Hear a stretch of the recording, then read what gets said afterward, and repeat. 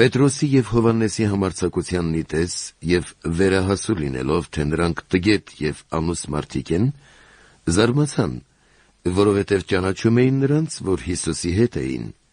և տեսնում էին նաև բժշկված մարդուն, որ կանգնած էր նրանց հետ, և չէին կարողանում որևէ պատասխան տալ։ Եվ նրանց հրամայելով, որ ատյանից դուրս ելնեն,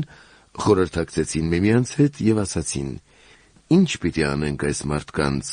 քանի որ նրանց միջոցով աչքի ընկնող նշան կատարվեց։ Երուսաղեմի բոլոր բնակիչներին արդեն հայտնի է, և մենք չենք կարող ուրանալ։ Բայց որպեսզի ժողովրդի մեջ առավել չտարածվի,